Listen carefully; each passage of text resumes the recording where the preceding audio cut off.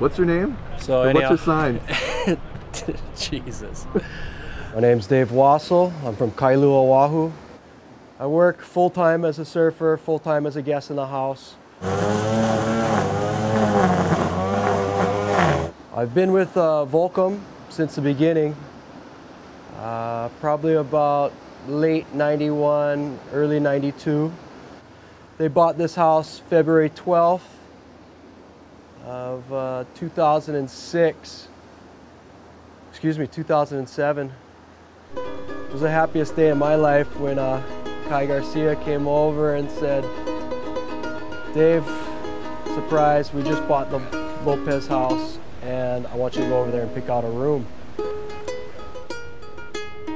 I work part-time as a lifeguard. It's just one of the other hats I wear. Most of my stations are in between Sunset and Waimea. This is probably going to be one of the busiest days that I've worked all year.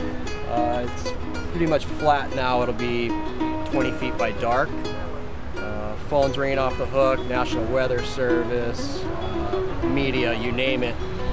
It's one of the most dangerous places in the world. You know, I've seen people literally disappear, never seen them again, let alone maybe lose a life, break an arm, rip their head off. When something goes wrong, you got to step up. It's all about knowing your place in the lineup or on the beach. The one bad thing about that, being a lifeguard, is you don't get days off. It's different, but those days come and you keep a calm head and you do what you're supposed to do. It's very rewarding. I'm not out there pumping iron, but my lifestyle, as far as surfing, swimming, lots of free diving, some hunting in the mountains, putting food back on the table, and keeping myself healthy, it has all been more or less, I'd like to say that it wasn't premeditated, but obviously it was.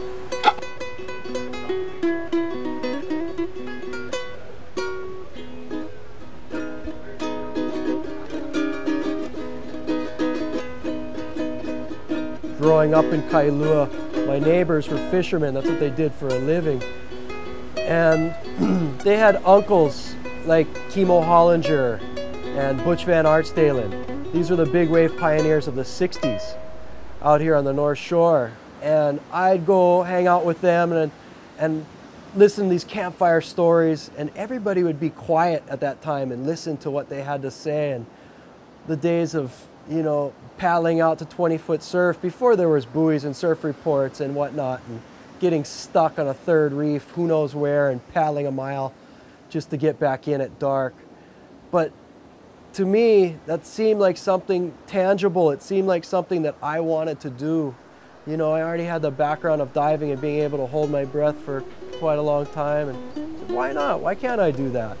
Why can't I be the guy at the campfire next time telling the story? Well, I'm not here claiming that I ride bigger waves than anybody. I just like being out there.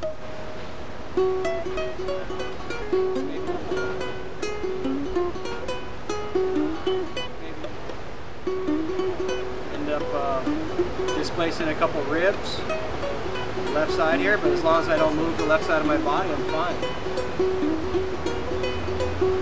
Maybe 3 weeks out of the water. I like being able to see what the body can withstand. I like being able to overcome adversity.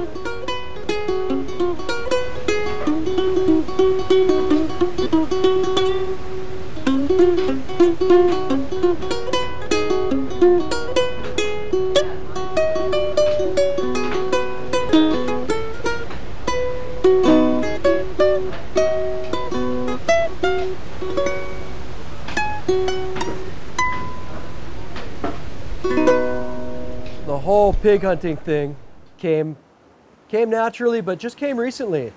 I've been very interested in hunting, whether it's in the ocean, whether it's in the mountains. And the whole gun aspect of hunting kind of scares me personally. I go with a bow and arrow. It's a lot harder. There's a lot more skill involved, and your shots aren't 400 yards away. They're 40 yards away at max. And it's another way to put food on the table. It's another way to get acclimated with your surroundings and do something for the community as well. I mean, those things are actually a nuisance. They were introduced, 100 years ago, and since then they've reproduced wildly, and they're ripping up tons of the native plants, and they taste good. We'll move in as quietly as possible, beat up this area. Should be good.